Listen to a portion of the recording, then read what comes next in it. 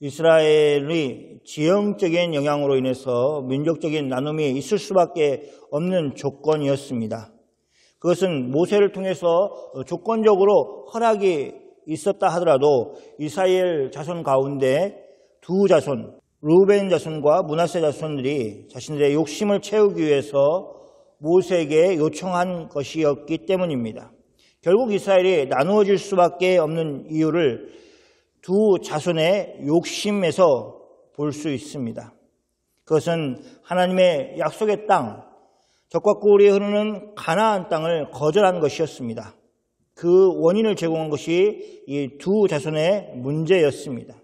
그것은 장차 이스라엘의 화합을 깨트릴 요소가 되었습니다. 우리가 언뜻 생각할 때 요단 서편 땅뿐만 아니라 요단 동편 땅도 얻게 된 것이 잘된 것이 아니냐 하고 생각할 수 있습니다. 하지만 그렇지 않습니다. 이스라엘을 진정으로 이스라엘로 만드는 것은 땅의 많음을 많이 차지하는 것이 아니기 때문입니다. 하나님을 섬기는 것, 그래서 신앙 안에 사는 것이 이스라엘답게 만드는 것입니다. 우리는 이 점을 명심해야 합니다. 그리고 우리가 이 땅 뉴질랜드에 살고 있는 이유에 대해서도 그런 마음으로 또 그런 식으로 해석을 할 필요가 있습니다. 우리 교회에서는 일어나지 않았지만 여러분도 들으셨을 것입니다. 뉴질랜드와 호주의 임금이 차이가 큽니다. 그래서 한인 커뮤니티에도 많은 사람들이 호주로 넘어가서 일자리를 찾았습니다. 호주에 가면 더 많은 임금을 받는 것이 보장되어 있습니다. 더 좋은 조건에 살 수 있다고 해서 호주로 넘어갔습니다. 그렇다면 우리도 호주로 가야 합니까? 임금이 삶의 기준이 된다면 그렇게 결정을 해야 할 것입니다. 그러나 다른 요소가 있고 임금보다 더 중요하다고 생각하는 것이 여기 오클랜드에 있기 때문에 이곳에 있는 것입니다. 분명 10대들이 주의 친구들의 영향을 받는 것처럼 우리도 영향을 받고 살아가고 있습니다. 매일 듣는 소식들, 미디어를 통해서 또 교제하는 사람들의 영향을 받고 있습니다. 그런데 우리의 기준이 하나님의 말씀이 되고 하나님이 기뻐하시는 삶이 되지 않으면 자꾸 이쪽으로 갔다가 또 저쪽으로 갔다가 흔들리는 삶을 살 수밖에 없습니다. 불안함이 사람들을 움직이는 요소가 되어버립니다. 이스라엘의 두 지파처럼 심히 많은 가축대가 있었습니다. 그래서 그들은 자신들의 영혼을 위해서, 자신들의 신앙을 위해서 무엇을 할 것이 생각하는 게 아니라 자기들의 심히 많은 가축대를 위해서 내가 어떤 결정을 내려야 할 것을 생각하고 목초지가 있던 요단 동편의 땅을 모세에게 구한 것입니다. 이런 일이 우리에게 경계가 되어야 합니다. 요한복음에서 예수님을 따르던 사람들이 예수님이 생명의 떡에 대해서 말씀을 하신 이후에 예수님의 말씀이 어렵다고 하면서 예수님을 떠나는 일이 있었습니다. 그래서 예수님이 제자들에게 너희도 가려느냐라고 물으셨습니다. 그때 12 제자들의 대표로서 베드로가 예수님께 대답을 합니다. 그 부분을 함께 읽겠습니다. 요한복음 6장 68절 69절 말씀입니다. 같이 읽겠습니다. 시몬 베드로가 대답하여 주여 영생의 말씀이 주께 있사오니 우리가 누구에게로 가리이까? 우리가 주는 하나님의 거룩하신 자인 줄 믿고 알았습나이다. 베드로는 예수님이 전하신 말씀을 영생의 말씀이라고 하였습니다. 이 영생의 말씀이 예수님께 있다고 베드로가 고백을 한 것입니다. 영생의 말씀은 다른 말로 하면 하나님의 말씀입니다. 하나님께서 하나님의 말씀을 선지자나 또 천사를 통해서 자기 백성에게 말씀하신 것이 아니라 친히 아들이신 하나님을 통해서 예수님을 통해서 말씀하셨습니다. 그것이 베드로가 깨달은 것입니다. 그래서 다른 사람들은 예수님의 말씀이 어렵다고 해서 떠났지만 예수님의 제자들은 영생의 말씀이 예수님께 있기 때문에 예수님께 머물겠다고 고백을 하였습니다. 이렇게 예수님께 붙어 있는 것을 오늘 본문에서는 친밀하게 있다라고 표현하고 있습니다. 오늘 말씀의 배경을 알려주는 말씀이 여호수아 23장 1절 말씀입니다. 같이 읽겠습니다. 여호와께서 주의 모든 원수들로부터 이스라엘을 쉬게 하신 지 오랜 후에 여호수아가 나이 많아 늙은지라. 하나님께서 주의 모든 원수들로부터 이스라엘을 쉬게 하셨습니다. 이것은 가나안 전쟁이 끝났다는 것을 말합니다. 물론 그것은 가나안 땅 전부를 이스라엘이 완전하게 얻었다는 것은 아닙니다. 그러나 이스라엘에게 안식이 주어졌습니다. 그것은 전적으로 하나님이 주신 안식이었습니다. 이스라엘이 전쟁을 멈추고 안식을 누린다는 것은 요단 동편에 사는 사람들이 자신의 처소로 돌아갔다는 것을 통해서 알 수 있습니다. 또 이야기한 것처럼 전리품을 나눴다는 것 자체가 전쟁이 마무리되었다는 것을 말합니다. 그렇게 안식을 누린 후에 여호수아가 나이 많아 늙었을 때, 그때가 오늘 말씀의 배경입니다. 여호수아 24장 29절 말씀을 보면 여호수아가 110세의 죽음을 맞이합니다. 그래서 여호수아가 죽기 전에 어느 때에 마지막 고별 설교를 하였을 것으로 볼 수 있습니다. 이삭과 야곱이 그리고 또 요셉이 이런 마지막 있는 힘을 다하여 하나님의 뜻을 전하였듯이 그렇게 여호수아가 힘을 다하여 하나님의 뜻을 이스라엘에게 전하였습니다.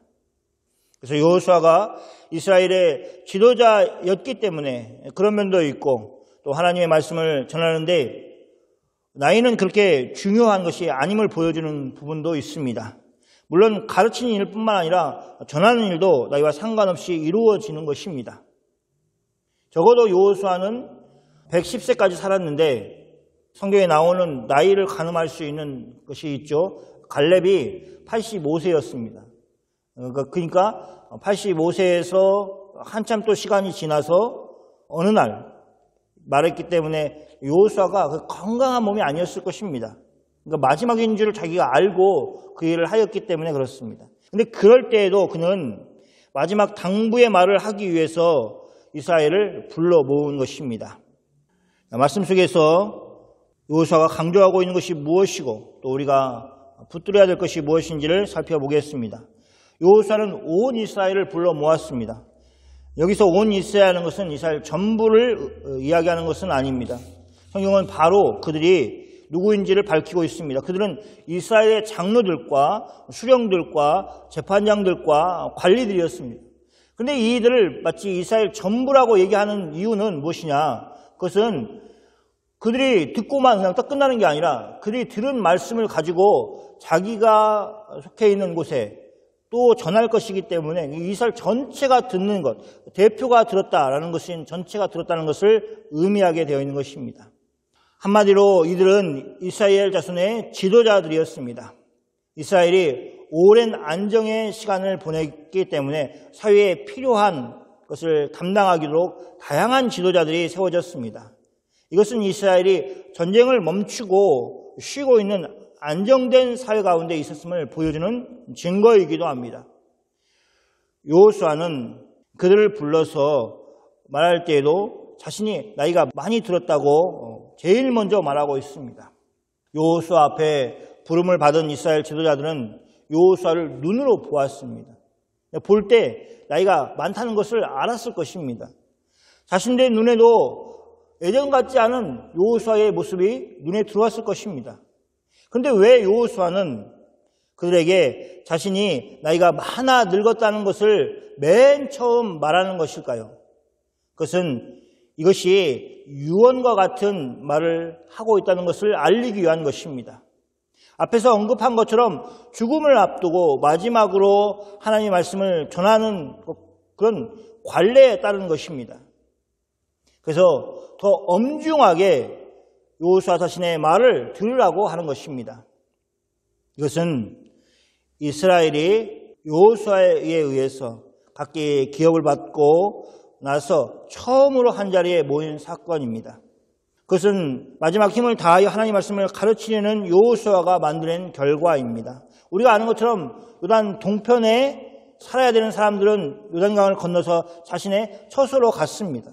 근데 모이기가 쉽지 않습니다. 그럼에도 불구하고 여호수아가 모여라고 얘기하고 다시 한번 다 모인 자리에서 하나님 믿는 신앙을 일깨워지고 있는 그런 귀한 자리인 것입니다. 첫째, 하나님이 이스라엘을 위해 싸우셨다는 것이 주요 내용입니다. 3절 말씀을 같이 읽겠습니다. 너희의 하나님 여호와께서 너희를 위하여 이 모든 나라에 행하신 일을 너희가 다 보았거니와 너희의 하나님 여호와 그는 너희를 위하여 싸우신 이시니라. 여호수아는 하나님이 이스라엘을 위하여 싸우셨다는 것을 어떻게 말하느냐면 이스라엘 지도자들이 보았다고 말한 것입니다. 그것은 여호수아와 함께 가나안 전쟁에 참여했던 이스라엘의 지도자들이라면 다 고백할 수밖에 없는 내용입니다. 일단 요단을 건너 마주하였던 여리고성에서도 그것을 볼 수 있습니다. 여리고성이 무너져 내렸습니다. 근데 하나님이 전적으로 하셨던 싸움이었습니다. 그뿐 아니라 가나안 사람들은 철기 문화를 누리기는 그런 사람들이었기 때문에 철병거가 있는 사람들이었습니다. 그런 사람들과 이스라엘은 도저히 힘으로는 싸울 수 없는 그런 상대였습니다. 그러나 이스라엘이 고백하듯이 전쟁은 하나님께 속한 것이었습니다. 그래서 전쟁의 승리는 다른 것이 아니라 이스라엘이 하나님의 말씀에 순종하느냐 하는 것이 좌우하는 것이지 다른 것이 아니었습니다. 전쟁을 같이 치루었던 이스라엘 지도자들은 그 사실을 경험적으로 잘 알았습니다. 너희가 다 보았노라라고 했을 때에는 영화를 보듯이 그렇게 본 것을 의미하는 게 아니라 너희가 경험하였다라는 것을 말하는 것입니다. 이렇게 알 수 있게 만들었다는 것은 끊임없이 하나님의 여호수아를 통해서 말씀하셨기 때문에 또 가능하였습니다. 하나님은 말씀을 통해서 자신의 뜻을 자기 백성에게 전하였습니다. 그것은 신약의 성도에게도 마찬가지입니다. 하나님은 이스라엘을 위해서 싸우셨습니다. 여호수아 23장 10절 말씀을 함께 보겠습니다. 같이 읽겠습니다. 너희 중 한 사람이 1000명을 쫓으리니 이는 너희의 하나님 여호와 그가 너희에게 말씀하신 것 같이 너희를 위하여 싸우심이라. 이 말씀은 너희 중 한 사람이 1000명을 쫓으리니 라고 하고 있기 때문에 미래에 이렇게 하나님이 하실 것을 말씀하신 것입니다. 여호수아는 하나님이 약속한 대로 미래에도 이스라엘을 위해서 싸우실 것을 말하고 있습니다. 이처럼 하나님은 자기 백성인 이스라엘을 위해서 싸우시는 하나님이라는 것을 여호수아가 강조하였습니다. 두 번째 강조하고 있는 것은 뭐냐면 크게 힘써 모세의 율법책에 기록된 것을 다 지키라는 것입니다.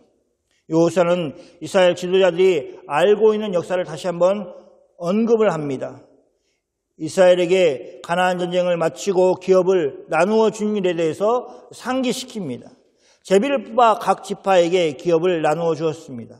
이스라엘 각 지파가 받은 기업 중에는 이미 하나님이 가나안 거민들을 쫓아내신 그런 땅도 있고 아직 그 땅에 가나안 거민이 살고 있는 그런 땅도 있었습니다.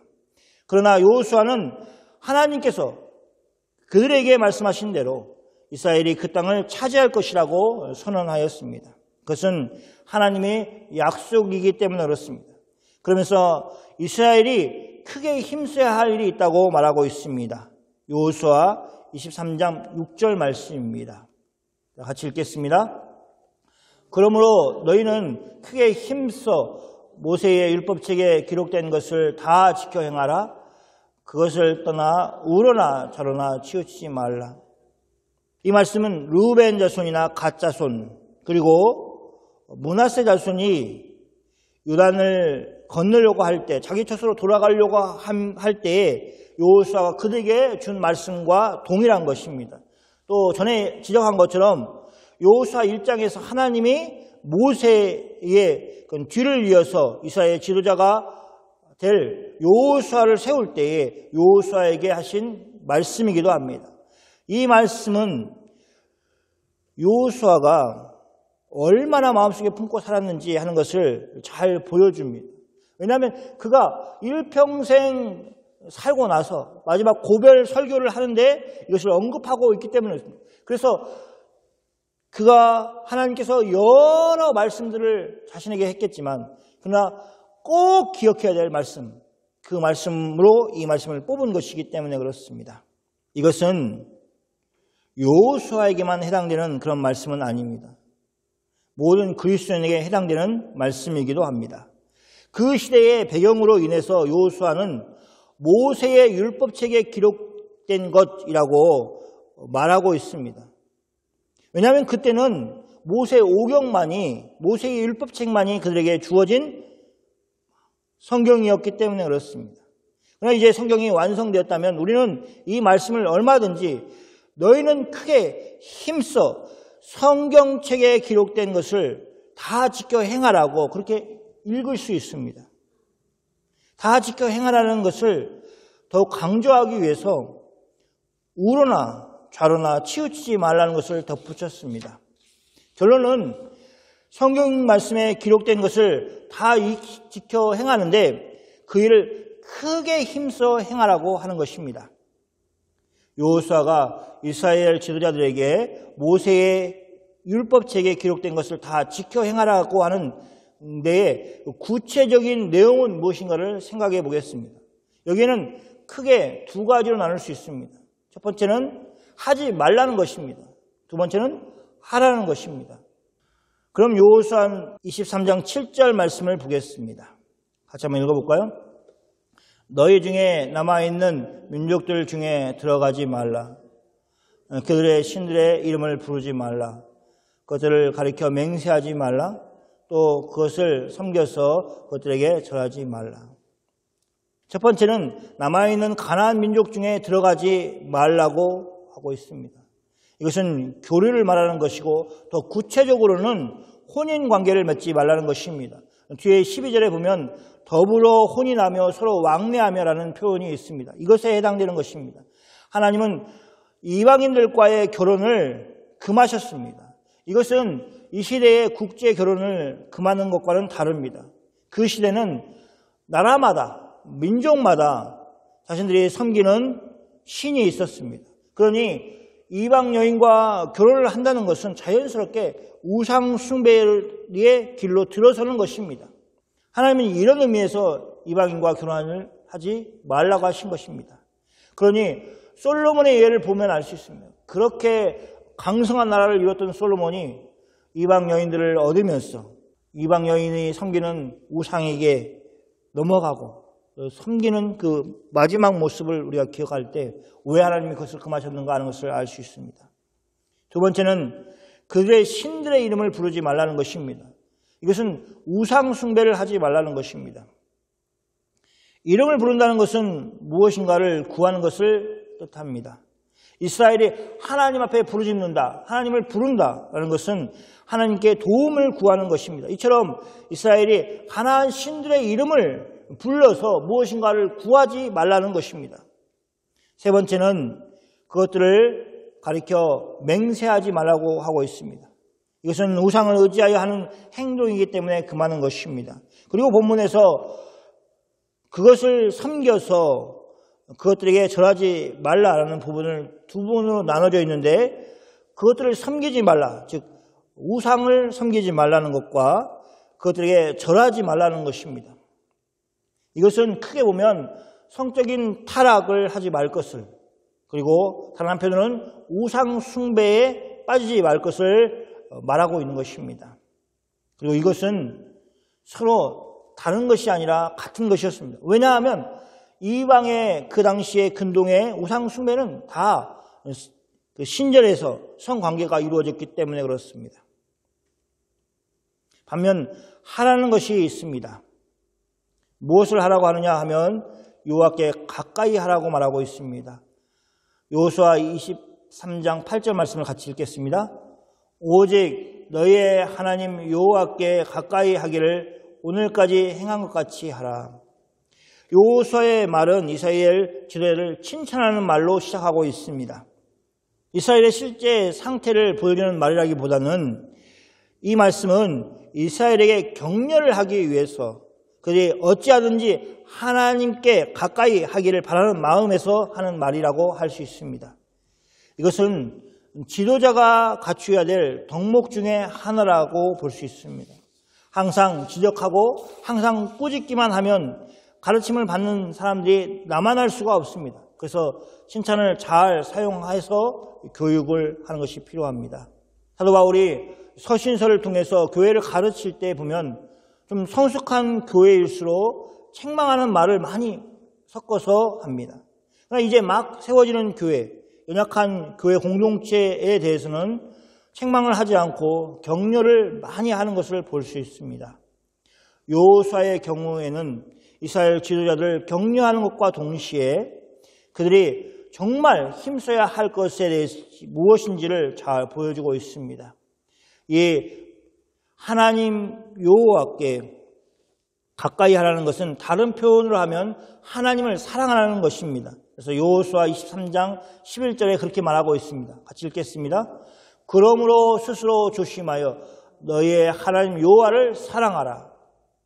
하나님께 가까이 하라는 말씀의 다른 표현이 하나님을 사랑하라는 것입니다. 하나님의 말씀을 다 지켜 행하는 삶은 하나님을 사랑하는 삶입니다. 또 하나님을 가까이 하는 삶입니다. 이것은 이스라엘이 하나님의 말씀을 일상에서 지켜 행하는 것을 말합니다. 하나님을 사랑한다고 내지는 하나님을 가까이 한다고 하면서 하나님의 말씀을 지켜 행하지 않는다면 그는 거짓말하는 것이고 하나님을 망령되이 일컫는 자일 것입니다. 이것은 이스라엘이 피해야 하는 삶이면서 동시에 신약의 성도가 경계하고 피해야 될 삶일 것입니다. 여호수아는 이스라엘에게 분명한 경고를 하고 있습니다. 이것은 참으로 엄중한 말씀이었습니다. 여호수아 23장 13절 말씀입니다. 같이 읽겠습니다. 확실히 알라 너희의 하나님 여호와께서 이 민족들을 너희의 목전에서 다시는 쫓아내지 아니하시리니 그들이 너희 울모가 되며 덫이 되며 너희의 옆구리에 채찍이 되며 너희의 눈에 가시가 되어서 너희가 마침내 너희의 하나님 여호와께서 너희에게 주신 이 아름다운 땅에서 멸하리라.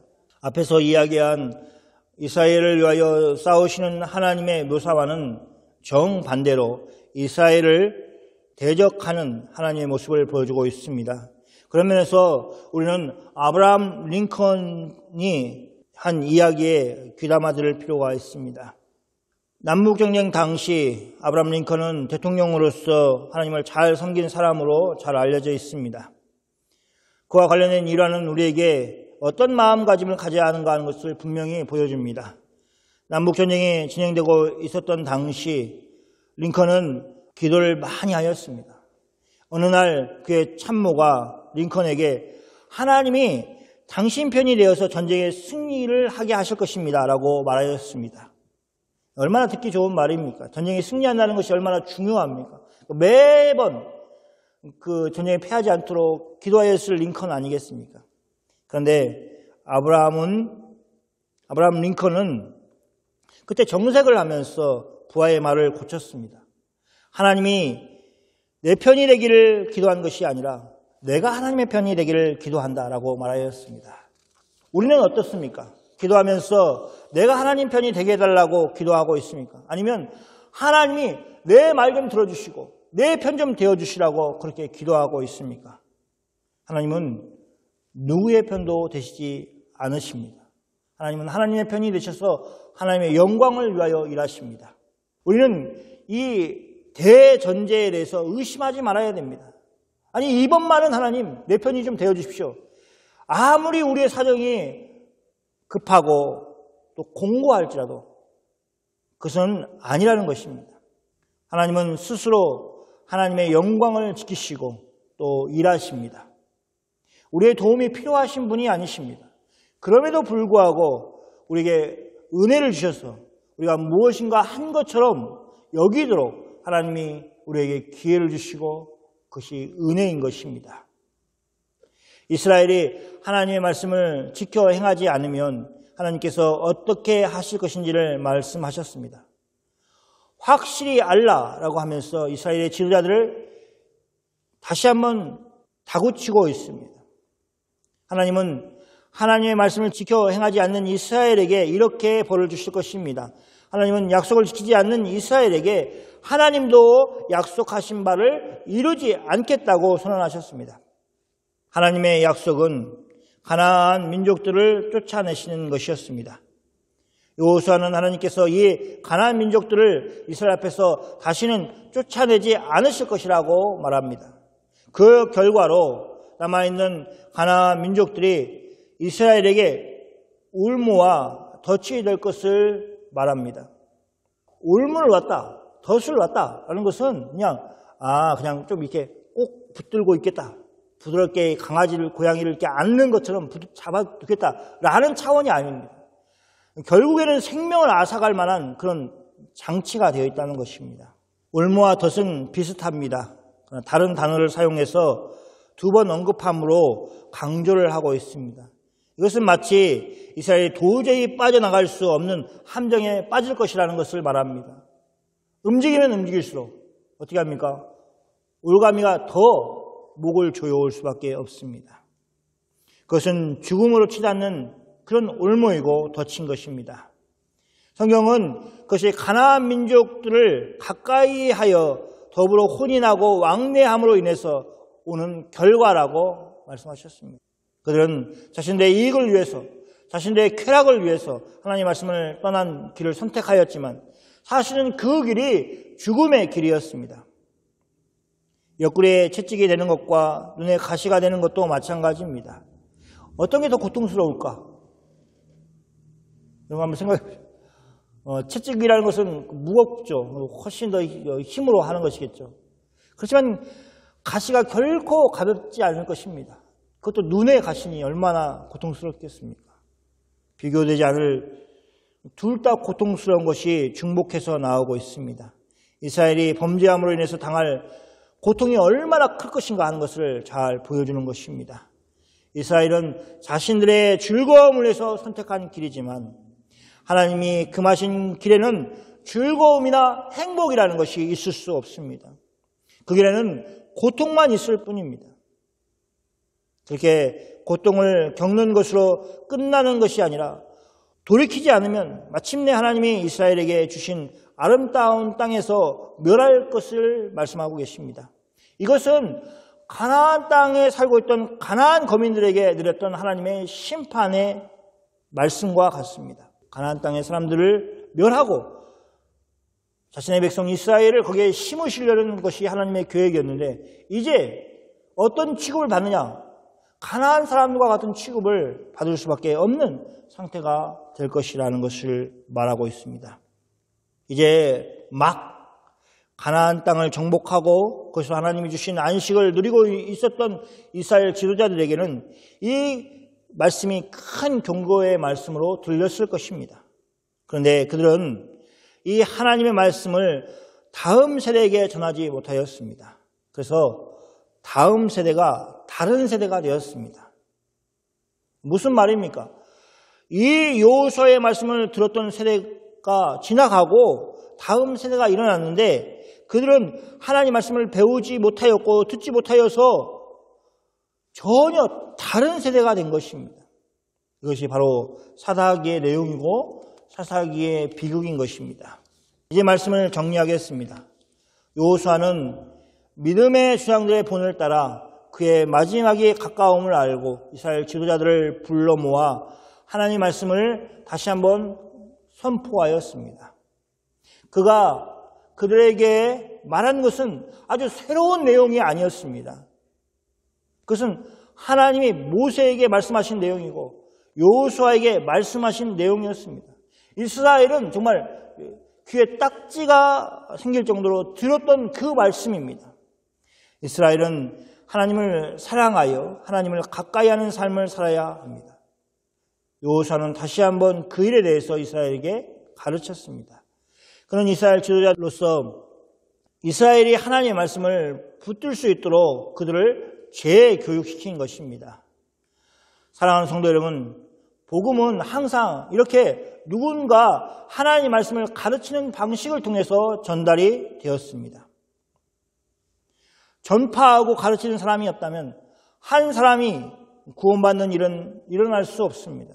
그러므로 우리는 믿는 바를 가르치는 사명을 예수님으로 받았음을 명심해야 됩니다. 믿음이 다음 세대에게 전달되지 않아서 다른 세대가 되게 하는 일은 없어야 합니다. 성경 말씀을 가르친다고 다 예수 믿는 것은 아니다 라고 하는 소리를 할 필요가 없습니다. 예수를 믿는 것이 성령 하나님이 하시는 일이라 할지라도 성경은 말씀을 들음으로 믿음이 생긴다고 분명하게 말씀하고 있기 때문입니다. 교회 공동체가 하나님 앞에서 순종하는 삶을 살 수 있는 것은 끊임없이 하나님의 말씀을 배우고 또 배운 바를 삶 속에서 실천하기 때문입니다. 그런 교회가 건강한 교회가 될 것입니다.